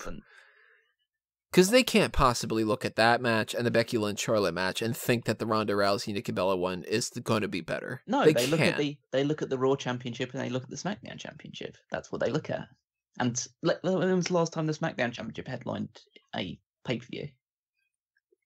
Well, they got that with the Actually, let's just combine the two things here, because the SmackDown Women's Championship match is the last women's standing match. It's Becky Lynch and Charlotte Flair. There you go. That's got the gimmick behind it. It's still Charlotte Flair. And they got to know that that's going to be the better one. So I think... So, Tony, let me stop you right here. AJ Styles and Shinsuke Nakamura had a last man standing match at Money in the Bank, and Ronda Rousey and Nia Jax still went on later and still had more build. Yeah, but that's AJ Styles and Shinsuke Nakamura. This is Charlotte Flair. They love Charlotte Flair. Lynch. Yeah. It's going up against Ronda Rousey, your biggest mainstream, your two biggest female mainstream stars, Ronda Rousey and Nikki Bella. I understand what you're trying to go for. You're losing. I completely agree with you. If I was in your situation, I'd say this is the better match. This has had the better build. these are the two women that have like really been stealing the show, hitting it out of the park like constantly. Definitely put Becky Lynch and Charlotte Flair on last. But then I put on the mindset of like trying to be Vince McMahon. I like bashed my head against the wall a few times to get myself into that state. And then you realise, oh well, Ronda Rousey was big in UFC and Nikki Bella's like the big reality star. So yeah, they should go on last. I'm holding out at least a little optimism that they're going to make the right call. And that just means that if they don't, you're going to hear me very bitter on the post show. Well, why would you set yourself up for such disappointment? Because if not, then I'm going into this hating way too much. If not, I'm going to be looking at this as, well, the Riott Squad match is going to be terrible. The Battle Royal could have been a lot better. The Alexa Bliss tag team match is potentially going to be thrown out the window with Alicia Fox instead. We're going to get the NXT and the Mae Young Classic stuff's going to be good, but maybe it could have been better with Tegan Nox. And then we're going to get this shitty Ronda Rousey, Nikki Bella match and, like that kind of thing. I don't want to be too negative. I'm like, well, we trying so hard that not to be. in the first 5 minutes. I will say, though, I like with the Ronda Rousey and Nikki Bella feud how they've made it, which I was criticized for saying that they would turn it into this, and they did, which I'm just saying, fucking right. That they went with the whole, like, you're a diva and you can't fight versus, like, hey, well, I'm going to act like I created this whole movement because I'm the stuck-up heel type of thing. I've liked the promos. It's worked. And I know people obviously talk about it, and people, it's completely understandable that some people would take a negative attitude towards it in the sense that, yeah, it's like Nikki Bella is more than just a diva, and she shouldn't just be portrayed as that. But there is a good percentage of the WWE audience that just see Nikki Bella as that, as someone who got to where she is in life because she fucked John Cena. And I know that's a completely like wrong assessment. She's she's improved tremendously in the ring in recent years. She's like built up her own business empires and stuff like that. She was like the longest reigning Divas champion in history. But there will always be that section of people that just see her as like somebody that got to where she is because of the guy that she was dating. And for that matter, for the people that are saying that people shouldn't be doing that and all that, look at how Triple H still gets that for him marrying Stephanie. Yeah. And then also people that say that, listen to the crowd reaction to Ronda Rousey bringing that stuff up. They were so into that. This feud had nothing really going into it apart from just like the betrayal, like the attack that the Bellas go to Ronda Rousey. And then instantly this became one of the biggest feuds going into the show. Just on those little promos they had at the start, like a couple of weeks ago, it just made it so much bigger deal. And you can say that it's wrong, you can say that it's sexist, you can say that it's a really negative attitude that WWE have taken, but it's at the end of the day, it's worked. Well, I cannot argue with that. I just wonder if this was the show to do that at. My whole thing with this was I think this was a better match for Mania because Mania is going to draw the more casual audience where you can do that and have more eyes on it, and it would get a better response in building and everything. I don't know if this card where it's built on women's empowerment and all that shit, it's like, I don't know if this was the place to go. Well, you're not great. You're only great because, the top star slept with you. Oh, and then by the way, when he was done with you, he threw you out. I just don't know if that's the look they want to go for. Now, granted, they are entertainment and they do like to present themselves as pseudo reality TV. It just could have been done differently. Like, I'll give you a little taste of the triple threat. I have Gabby and Jordan with me previewing Evolution, and the way Gabby took it was, well, that positive response was mostly from men, and that was mostly just men cheering that they were slut-shaming. And I don't know if that's the look that you want for your brand at this time. I don't think it was a good move, even though it did get people talking about the match. Hell, if I were to book my fantasy card, I would have put the Bella Twins together in a tag team match. I absolutely would have done that Yeah, as well. same. I wouldn't have done this Ronda Rousey Nikki Bella thing in any regard. I would have saved that for maybe Royal Rumble, and just had it be like another match on the card. Like I honestly don't think that it's all that big of a deal in a lot of ways. No, but I think it was an inevitability that this match was going to happen at some point.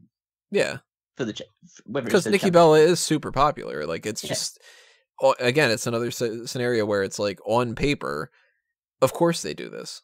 It's like you're gonna get, say, on SmackDown at some point AJ Styles versus Randy Orton. Of course it's gonna happen. Like it just has to happen.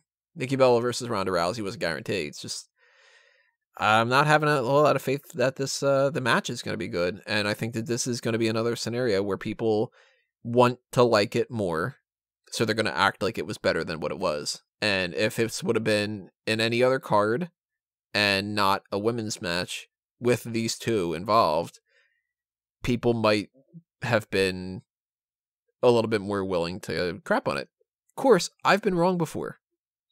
Not going to say that that's a guarantee. I thought that Ronda Rousey would be significantly worse than what she is. So, Nikki Bella's the better Bella twin in the ring. Ronda Rousey's proven herself a lot more. This could surprise the hell out of me, and it could be a really, really good match. I just don't have a whole lot of faith in it.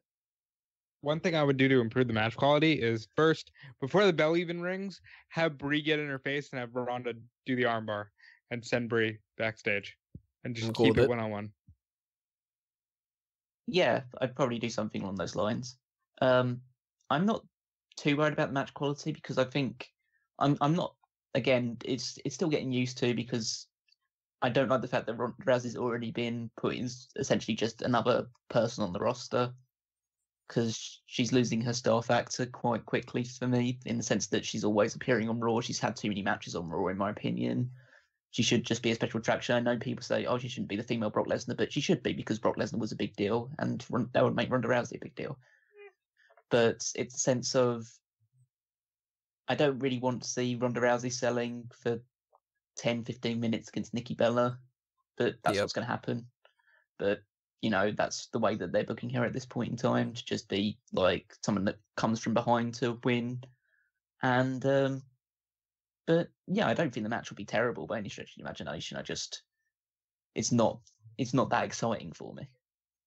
You know what they can do if they want to present it as so personal, which, by the way, I think they've done one too many things where it looked like, okay, maybe there's something here where they're stinging, and now it just kind of looks like the build to Roman and Brock at Mania, where they just had Roman keep coming out and saying, but Lesnar doesn't care, it just seemed like they were trying to make it real, but it was obviously too produced.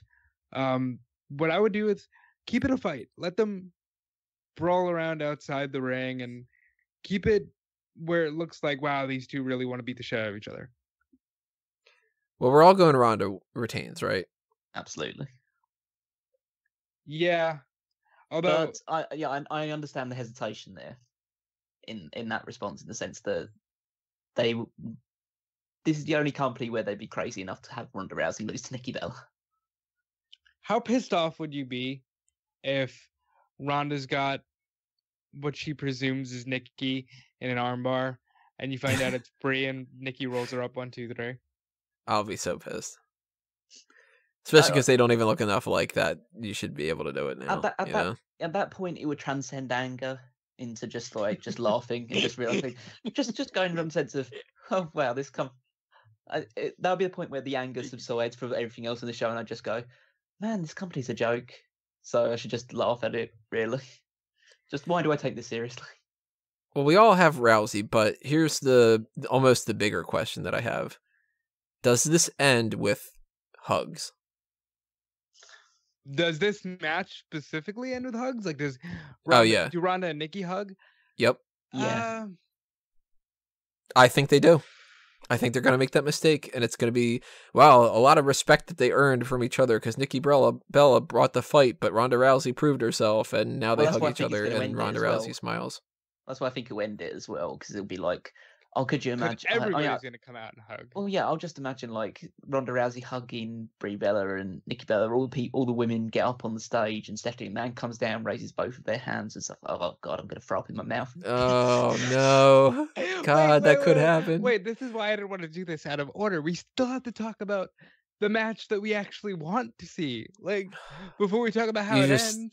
You just killed my enthusiasm though, because that's true, and I was hoping that if they were to do this whole hug thing, that it would be like, I just want Stephanie to go whole hog and just come out with a t-shirt saying, "I started the evolution," and on the back saying, "This would be nothing without Stephanie McMahon," or just embrace it, you fucking bitch.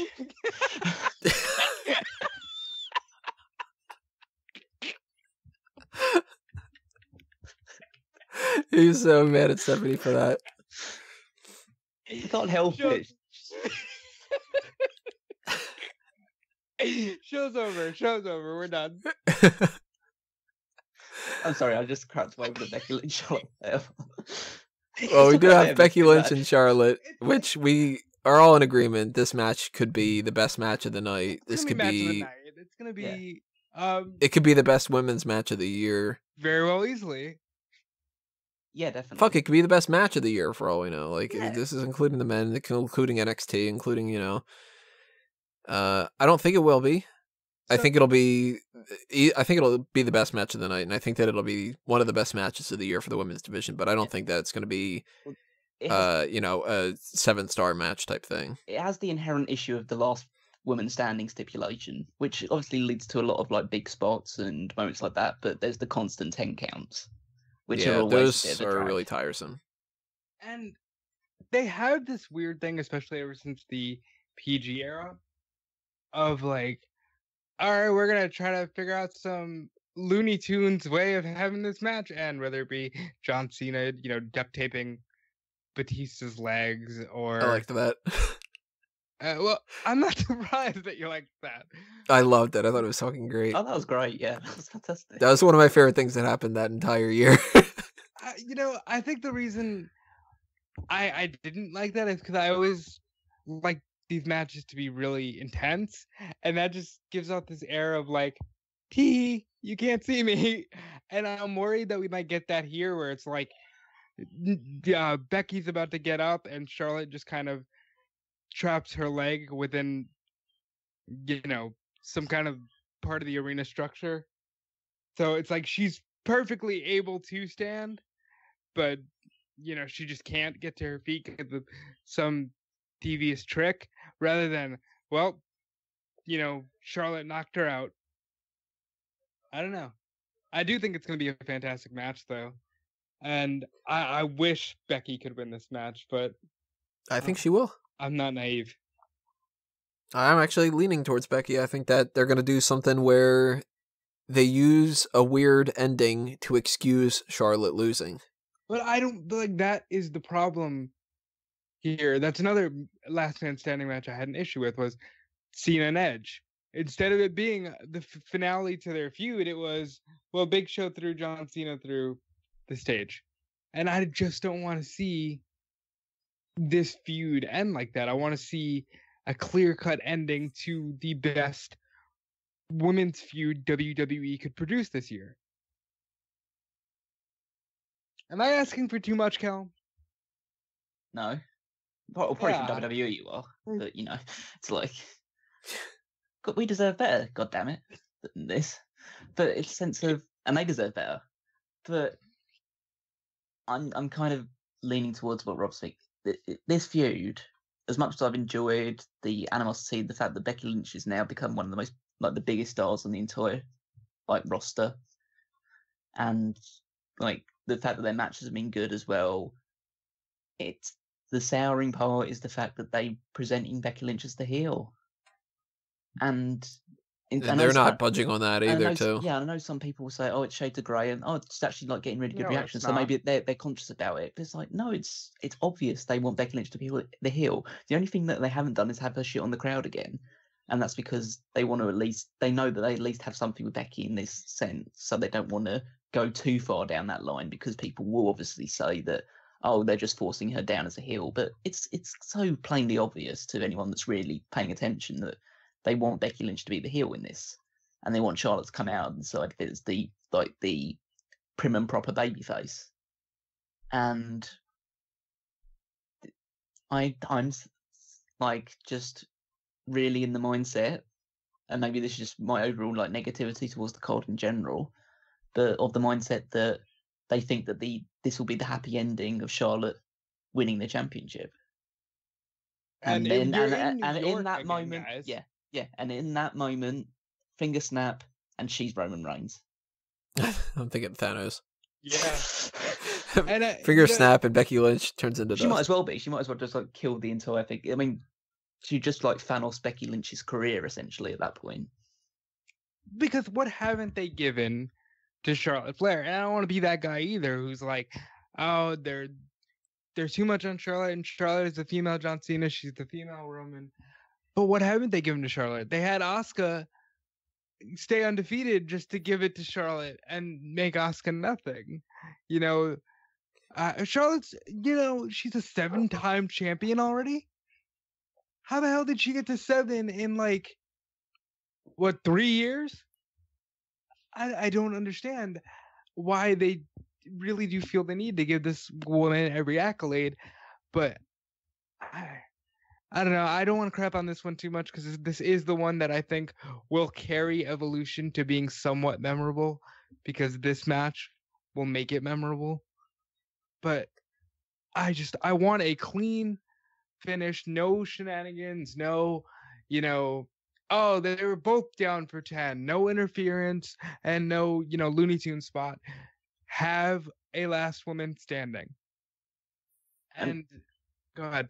I was just saying, I'm gonna put it out there that even though I completely agree with you in the sense that it should have a clean enough finish, and the fact that this match will be the thing that likely makes this show memorable for positive reasons, I think it all goes out of the window if Becky Lynch loses. Like, all the goodwill that's built up for the quality of the match, and obviously you can look back and look fondly on the match, but I think in the moment, if Becky Lynch loses, you'll just get a huge negative reaction, both online and in the building, and it'll mean any of the goodwill built up by the quality of the match, people will say, oh, that was a great match, but they've completely fucked it. That'll just be the reaction, essentially. Realistically, Becky Lynch should hold on to it. She's going to be the popular one out of it because she has been the entire feud, and she has real potential to just carry the title for definitely well into the new year, maybe even going into WrestleMania. But they're just going to give it to Charlotte because that's what they do.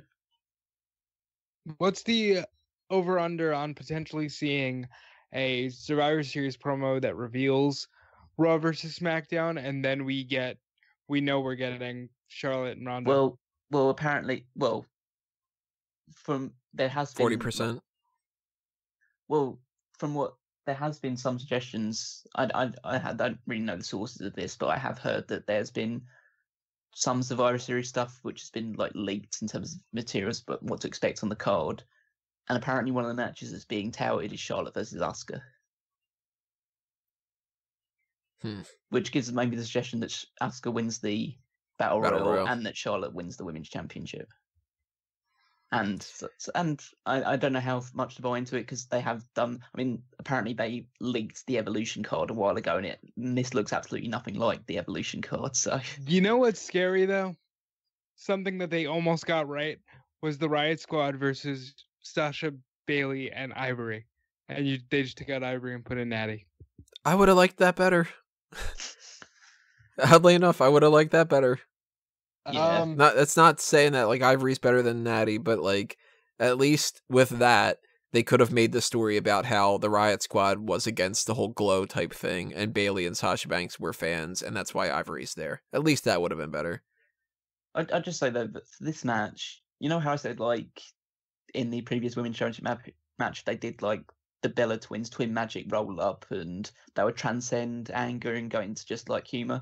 Well, this would transcend humor and go into fist through the wall type, Fury, in the fact that you don't you've got something so good with Becky Lynch. You've got something so special.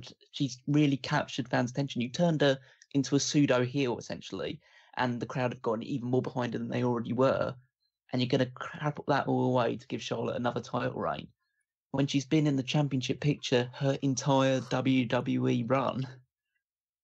Like, how long? Like, when's her longest span of time without holding a women's championship or competing for a women's championship? I think she's got isn't she got this massive run that she in every pay-per-view she's been in? She's like, well, not every pay-per-view, but for a long span of time, every pay-per-view match she's been involved in has either been for a championship or for a championship opportunity. Yep.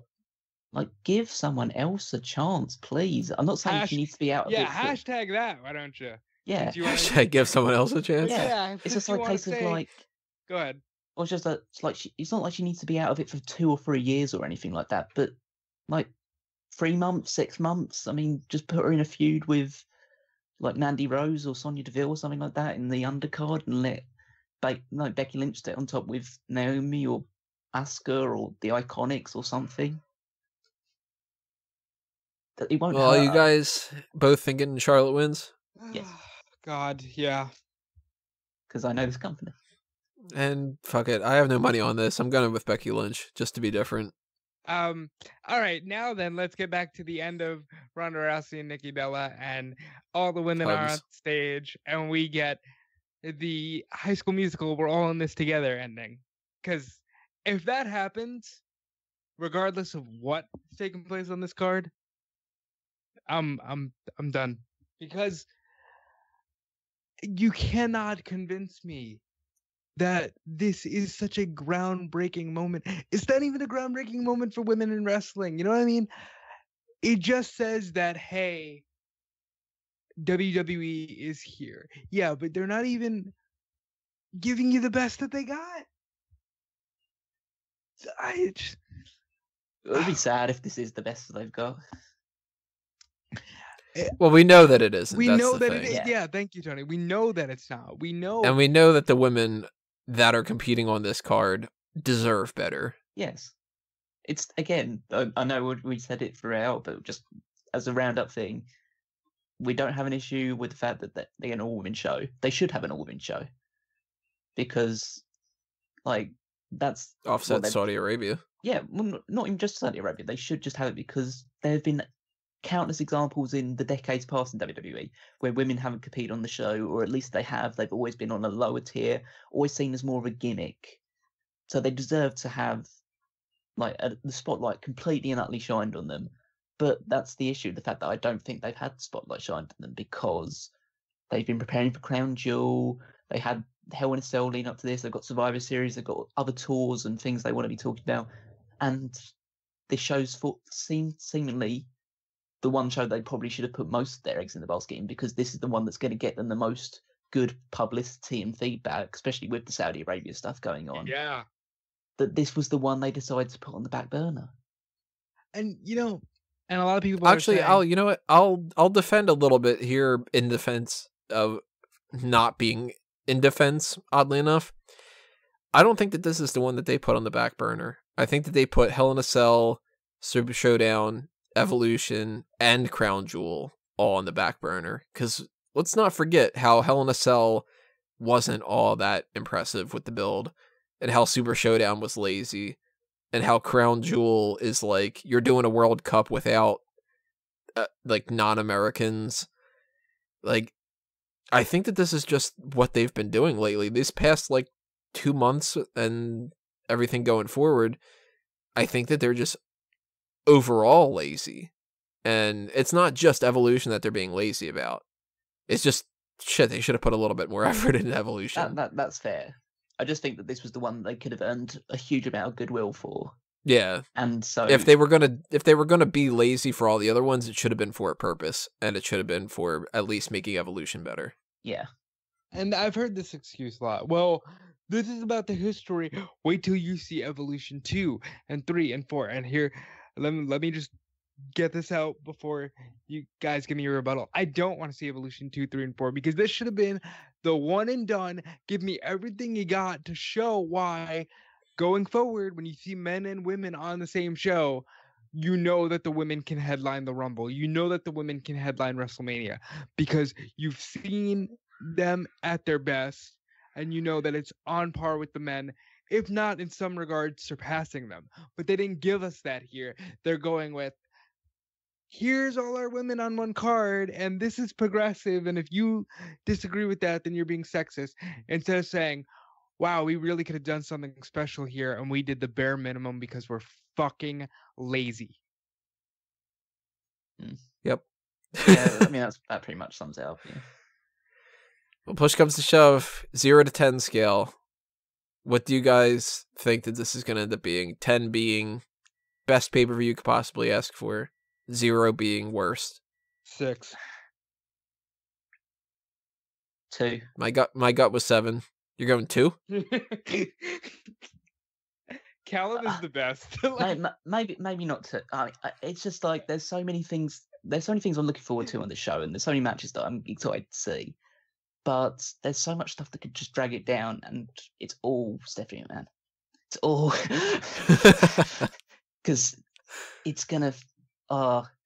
Because as soon as like either the opening promo or the end thing, there's gonna be something that's gonna make her seem like she was like the star of this entire show, or she's gonna make her feel like she was like so crucial and integral in this entire thing, and that's just gonna sour everything for it. It's maybe not a 2, but I definitely think below 5, so probably a 4 or something like that.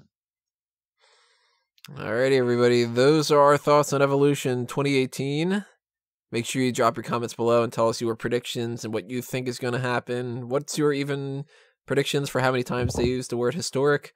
All the other kind of things that are going on like that. If you want to be aware of our post-show being uploaded, that is going to be, of course, following Evolution on Sunday night.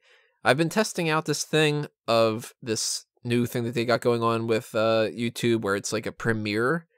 And in the meantime, while things are uploading, it's like a live chat. So I might do that for the post-show, so that way maybe some people that are tuning in and stuff and waiting for the upload to go, maybe we can chat along with them and stuff like that. Stay tuned to that. And if you want to be aware of when that kind of stuff happens, the way that you get the notifications is you subscribe to the YouTube channel, you click the bell, and you make sure that you've checked off that you want the email notifications for these uploads, because the premiere thing, I'm pretty sure, goes through that. So make sure you do that, and then you'll be aware of when we post it. Also, if you want to show your support for Smark Out Moment in the future, hit up the Patreon and the TeePublic and the Redbubble shops. Follow us on Facebook and Twitter at Smark Out Moment. Check smarkoutmoment.com for everything else that's happening on the website there. For my other kind of plugs, fanboysanonymous.com is where you'll find my geek culture type topics. And you can follow me on Twitter and Facebook and all the other kind of stuff there. I'm going to pass this around the horn here. Callum, what do you want to toss out? Well, you can find me on Twitter at Wigmeister14, and I'll be popping up all over the Smark Out Moment website this week. You can obviously check out my much improved, far better, like openly superior Evolution card on there at the moment. I'll also be doing the power rankings and be covering for Gabby with the Women's Wrestling Weekly at some point this week as well. So be sure to check that out that and all the other weekly stuff on Smark Out Moment. Rob?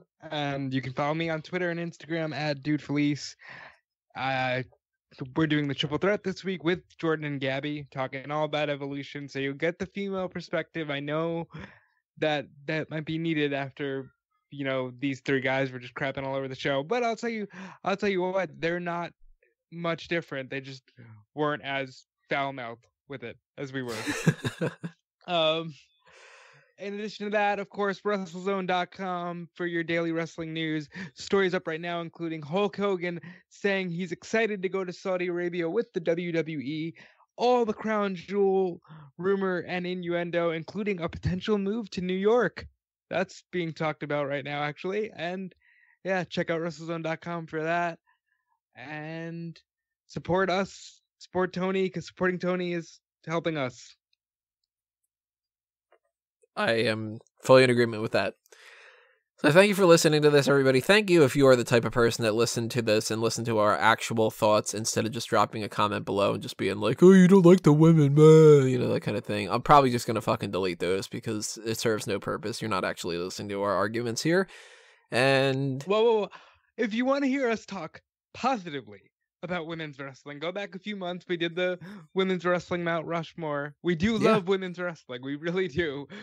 That's the biggest takeaway here is we are hoping that Evolution is better than what it seems like they've set it up to be because it could have been better.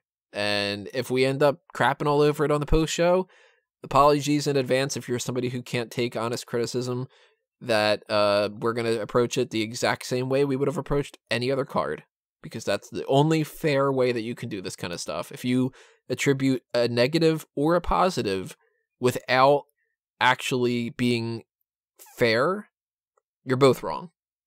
So for anybody that's out there that doesn't want to watch this because it's an all-women's card, you're wrong. Just the same as anybody who's saying they can do no wrong, every match is 10 out of 10. If you don't put every single one of these matches in as the best match of the year, you're wrong. So on and so forth. So keep that in mind. We're trying to be fair here, everybody, and we want better. That's our goal. Clearly, we're not getting it with some of the matches. Clearly, with some of them, we are. So yay, Mae Young Classic. Thank you for listening to this, everybody. We will see you next time. Tune in next week when we do the all-men's show, WWE. Yeah. Crown Jewel. And just for that, too, we will be crapping on that in a lot of ways. So,